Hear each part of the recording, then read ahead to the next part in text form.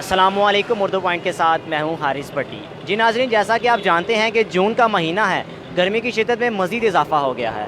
गर्मी की शिद्दत को मद्देनज़र रखते हुए रेस्क्यू 1112 की जानिब से यहाँ पर एक आगाही कैंप लगाया गया है, जिसमें ठंडा पानी भी दस्तयाब है और इसके अलावा यहाँ पे मुसाफिरों को आगाह भी किया जा रहा है। एड्स भी दी जा रही हैं, जो राह गुजरे खुदा न खासा यहाँ पे एक्सीडेंट हो जाता है तो वो भी यहाँ पे प्रोवाइड की जा रही हैं। मेरे साथ रेस्क्यू एहलकार मौजूद हैं, आइए इनसे मैं बात करता हूँ, इनसे पूछता हूँ कि यहाँ पे मज़ीद क्या क्या चीज़ें प्रोवाइड कर रहे हैं। जी अस्सलाम वालेकुम भाईजान। वालेकुम सलाम जी। भाईजान आपका नाम? अबू बकर बात कर रहा हूँ जी। अबू बकर साहब, जो आपने यहाँ पे कैंप लगाया है, आगाही कैंप, इसमें आप ठंडा पानी आपके पास दस्तयाब है और इसके अलावा क्या क्या प्रोवाइड कर रहे हैं आप? सर ये कैंप हमने बेसिकली सबसे मेन मकसद हमारा इस कैंप का लगाने का है कि हम लोगों में अवेयरनेस पैदा कर सकें कि अपने आप को उन्होंने गर्मी से कैसे बचाना है। उसके अलावा यहाँ पे जो भी लोग मुसाफिर या नौजवान गुजरते हैं, हमें एक एमरजेंसी रिस्पांस टीम तैयार करते हैं जो कि किसी भी एमरजेंसी में हमारा साथ दे सकें, हमारे लिए काम कर सकें। अगर कोई भी ऐसे लोग हैं तो हमें इनक्रेज करते हैं इस बात पे कि वो हमारी टीम का हिस्सा बन सकें।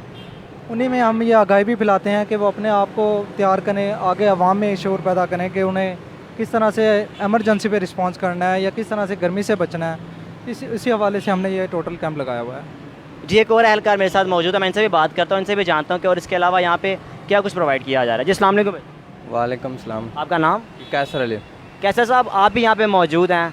यहाँ पे खुदा ना खासा अगर एक्सीडेंट हो जाता है तो क्या वो भी प्रोवाइड करने फर्स्ट एड? जी, अगर कोई एक्सीडेंट वगैरह हो जाता है उसके लिए यहाँ पे फ़र्स्ट एड वगैरह हर चीज़ मौजूद है।